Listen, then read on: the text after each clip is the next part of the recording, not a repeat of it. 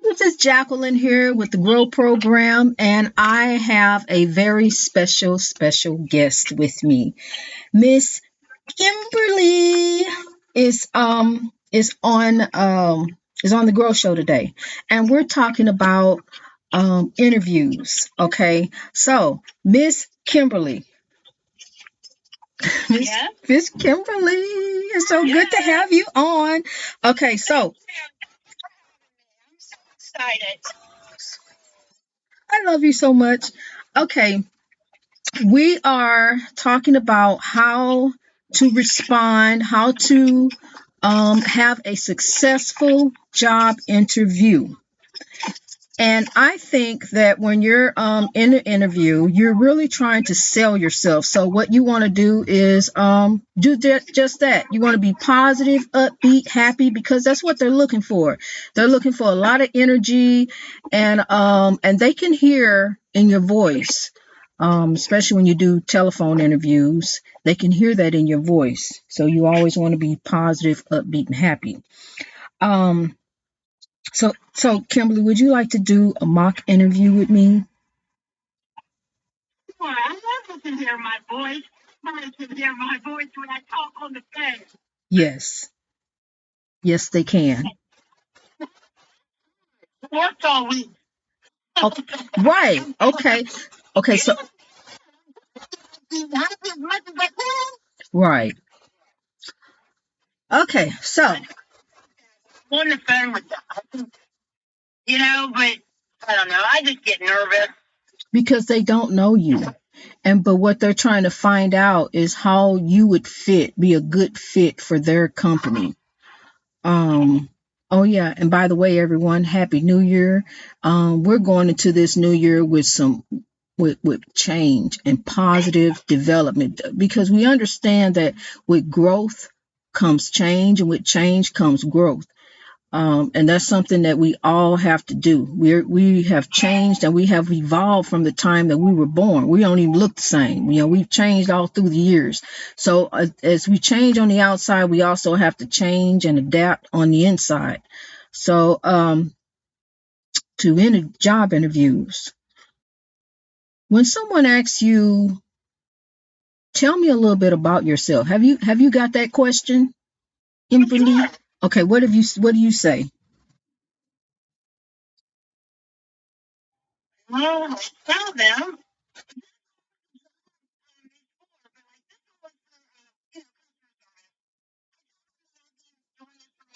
Here in customer service, and I enjoy dealing with people. I'm a people pleaser, making them happy. They want to come back. Mm-hmm. Okay. I think, okay, that's good. And I also would like to add, if they're asking you, tell me a little bit about yourself. What they're asking is to tell them about you and how you would be an asset to them. Why would they pick you? Okay, so I think a good answer would be, well, I'm reliable, I'm dependable.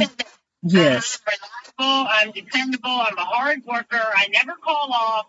I'm a team player. I have a great attitude. I'm positive. I adapt to change. You know, I've had to, because I've learned I'm not the most organized person in the world, but when it comes down to it, I can do it, but organization really isn't one of my strengths. So when they ask, what are your strengths and what are your positives and your negatives, your strengths and your weaknesses. Well, my strengths, I stress my strengths with reliability, positivity, um, and with and all kind of strengths that you can think of. But you don't really want to go into the negative. You can say stuff like, well, I like to complete a task. I like to work on a task until it's completed. Even if I have to come back to it, because I know sometimes I get interrupted. with doing other things, but that task is on my mind, so I want to come back to that and work on that. So they're looking at stuff like that. Any answer that you give needs to be work related, because sometimes they'll try to catch you up, like, what do you like to do in your spare time? What would you say? Okay.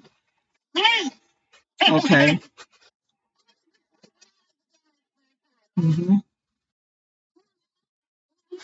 Stay home, take care of my home.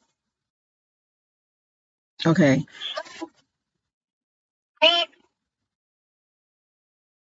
Okay. Now, sleep is a good answer, because the sleep is something that we definitely need to have. But that's not an answer that they're looking for that job.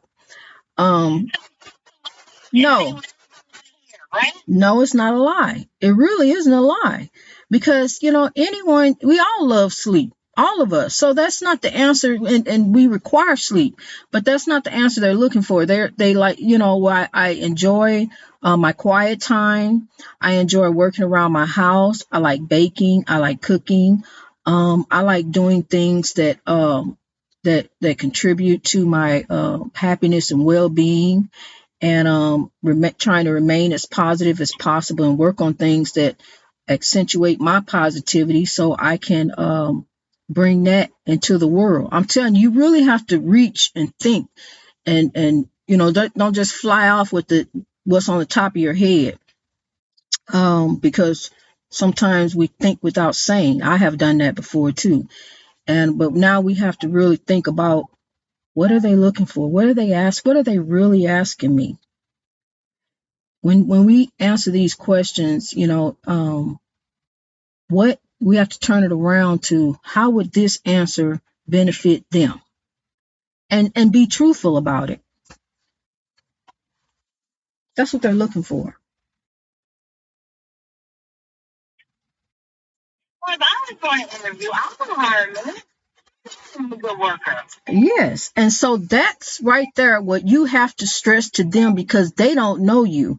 All they see is a piece of paper with your name and information and your jobs, what you have done. But so you have to follow up that piece of paper and stress stress your abilities, and they try to make them see you as you see you. You are a good worker. This. Let them see that too. Because, sadly, we're such a good worker that our own employers that we currently work for probably wouldn't give us a good recommendation, because they don't want to lose us. And the fact that you're still at that job says a lot. Obviously you're good. Well, she's still working there, but she wants to come here. I think we should get her, because she's a good worker. And she stressed that to me during the interview. Yeah, and I stressed that, I stress that. I get really disgusted. Finding another job is hard. Mm-hmm. It's just like working at a job. Right. That's right. It's all the time, and I don't get the job. I don't know. I'm just getting very frustrated. And then I go to a job and get abused daily. So I don't have much in myself, because I always get abused. Like today, I know I'm going to go into work and get jumped on, because of those homeless guys that were at the hotel that did not pay me yesterday. Sam's mad. Tracy already told him all about it. And he said if he don't get payment by Monday, Tracy has to pay for it. Well, he's going to jump on me because I never called and informed him. That's what he told Tracy. Why didn't anybody call me? Probably nobody called him because he would act just the way. That's why nobody called. I called him yesterday. Remember about that door lock? Mm-hmm. And do you remember what he said to me? Yeah, you don't make decisions here. So Sam, I couldn't make the decision to call you.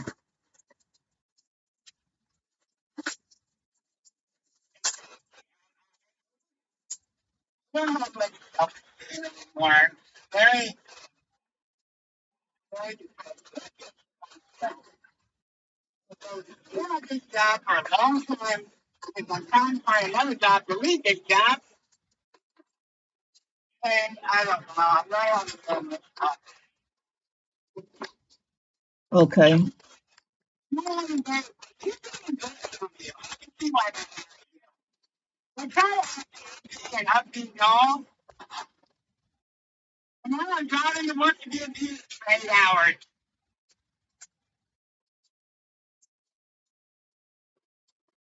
Which I don't even want to go. I don't go to work. Trying to get on the bill. I stay home.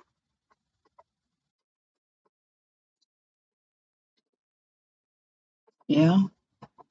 Well, let me tell you, today, we have to take a stand for ourselves because, like today, I'm on a reset and they wanted me to go to work anyway. And even though I put in that I'm not going to be available till tomorrow, they ask us, when can you come back to work? When are you available? And we have to take a 34-hour reset. So they tried to get me to go today, and I told them that I'm on a reset and I won't be available till tomorrow. And but they, I think they saw that I had hours anyway on the recaps and wanted me to go. But so, I just told them, no, this is how it's got to be. And so we just have to, I can't, we have to take a stand, Kimberly, and that's what I would like for you to do. Sam, I understand you're upset, and probably, you feel like I should have called you or whatever. But sometimes I just don't like the way you talk to me, or I don't like the things that you say to me. And I'm a good worker, Sam. I do a lot of everything right. I do my job. I do other people's job. So, the way you're talking to me, is I don't like it. I've actually had to say that to bosses before. And then when I told him that, he turned around and apologized. And he said, "I'm sorry that I came off to you like that." So, sometimes, because if we don't say something, then they're going to keep doing it. They're going to think it's okay. Well, it's all right if I treat her like this, if I say this or I do this. Just like today, if I'd have went ahead and took the run, they'd have figured in the future it's okay to interrupt my break. I've been driving for 2 weeks straight, and so it's time for a break, and I decided to take one. Even though I have 7 hours available today, I was just ready to take a break and be available to start clean off tomorrow. And so we just have to let them know. We have to draw the line. And without going off and raising your voice or anything, you just talk to them just as calmly as I'm talking, and you let them know, "Hey, Sam, this is not going to cut it. I did this because of that, and I didn't tell you because of whatever. You just gotta let them know." Well, I didn't even know you didn't know. Until this morning, Tracy said, "Please know because we didn't do it." She's been doing Tracy shit. And she didn't take care of it and left it for months. Right. So you let him know. 11 o'clock, 3 o'clock. And the other guy said, you have to deal with it. And just say, "I didn't know you didn't know." What? She was in the different, like the whole, he should have known. He should have seen that there was $86.38 food for yesterday, plus the balance for today. Someone say, "You know everything that goes on here. What did you know?" Mm-hmm. But see, he likes to take the blame and shift it on to the people who work for him. And and that's not cool. And it's sad that people live and work in stressful environments. We're all trying to survive. We're all trying to make it, and so we should not have to make it off the backs of someone else. You know, we shouldn't. You know what I'm saying? For him to step all over you guys and walk all over you guys and do you guys any kind of way, that's not right.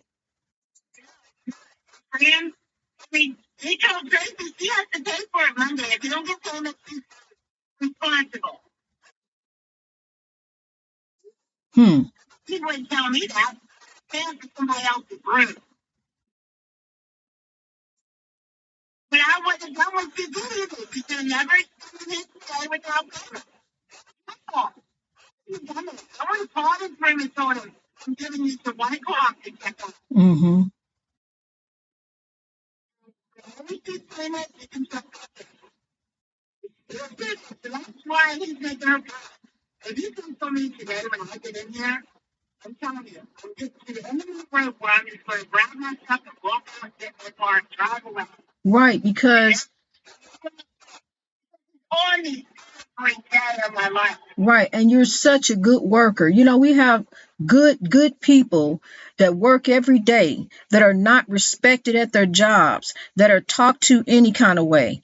And and then on top of that, it's already a stressful environment. We come to work to make a salary, to make a living, and then to have folks who demean and talk to you, and just because they're over you, using their positions of power for abuse, to abuse others, then sometimes when we step out that situation, they'll think about it, but it could be too late, because like now you're thinking about just quitting. And so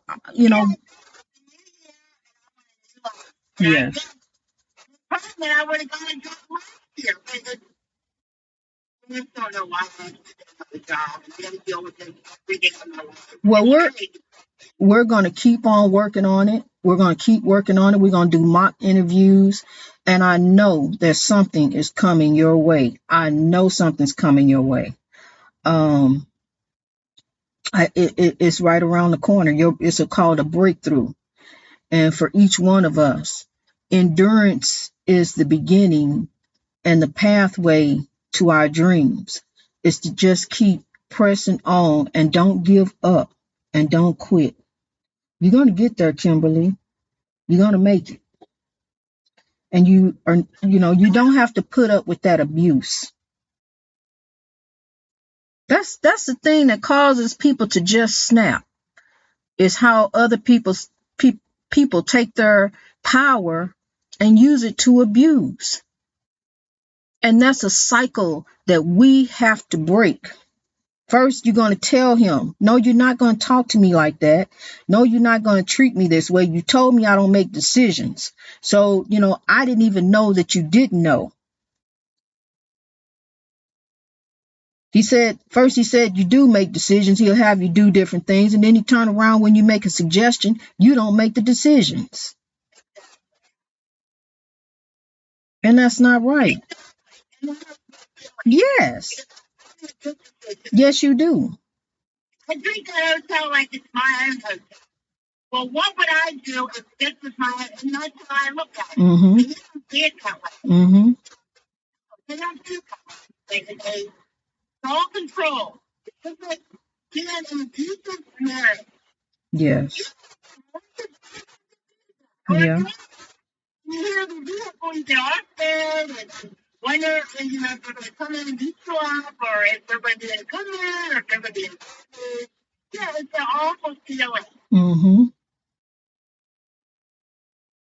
It is. So I can imagine stepping into there and just not. That's why every day you go and you just don't want to even see his car sitting out there, and that's a sad feeling. Go in there and in the parking lot. If you hear, yeah, it's just being married to an abusive person. Yes. And you get home from the grocery store, you look up the road to see if there are vehicles in the driveway. Oh, good, they're not home. Good. But then, the groceries went and everything will be done before he gets home. That way he'll have a reason to yell at me. It's the same way. Right. It's been there, done that. And you have been putting up with this abusive relationship, toxic relationship at work for almost 2 years. This is toxic. It's toxic to your health. It's toxic to your mental health. It's bringing about stress and anxiety. It's taking you to a place where you don't want to get out of bed. And I see why you don't want to get out of bed, because you don't want to get out of bed and go deal with him. So yeah, the bed. Yeah, yeah, yeah. And it's understandable. So now that we understand what's going on, now we're going to work on changing it. And first, we're going to stand up to him and tell him, no, this is not how it's going to be. You're not going to talk to me the way you've been talking to me, because I dealt with this same thing last year. I had a supervisor micromanaging my route, telling me, well, this is what you need to do. What are you going to do now? And I think you should do that. Well, if you feel that way, then you should be out here driving a truck. And I know how to do it. Let me do it. And I just, well, I need you to call me. I need you to let me know what's going on. That's not how we work here. That's not how we do it. So, I had to let him go. I actually fired him. I called up to HR and told them, when I came back off vacation, I said, I don't want to work with him anymore. If I got to work with him, then I'm not coming back. Because he didn't know how to talk to me crazy, ship me up to Minnesota. No, ship me up to, what was it? Way up. What is up there? It's way up there, past Connecticut. I can't think of the state now, but way up there. Knowing I was due to go on vacation in a few days, and had me up there stranded. So I had to drive a car all the way from up the Northeast to back to Illinois. So I knew some changes. I had to make some changes. And I was willing to step out on faith, honey. But I was going to quit. I wasn't coming back to work with him. And him as my supervisor. No. So, and I told him so. I told him everything that had been happening. And then later on, he saw me and he apologized to me. But it still didn't make me want to get back on his team. And I'm a good driver. They've told me that. They've told me that I'm a good driver. I mean, the supervisor of my supervisor, who I met for the first time, told me that I'm a good driver. So you know that you are a good employee. You are the best one that he has, to be honest. And he knows this. So, it just comes a time in our lives where we just have to implement change. And change, I know you don't like change, but change is required. It is required for growth. And in order for me to be in the position that I'm in now, I had to change. I had to break free. I had to stand up for me. And so now, Kimberly, you have to stand for you. Well, thank you. I appreciate your advice. I'm here at the prison cell now. I'm at the end of this church, and I'm here and just burning myself for 8 hours until I can go home, be free again. So, yeah, that's how I feel about this situation. So, keep me in your prayers, and I love you. And I love you too. And we love having Kimberly, and Kimberly will be back. Okay, greatness reached over oppression through wisdom. God bless you, Kimberly. Have a beautiful day. I will talk to you a little later on. Love you too. Bye-bye.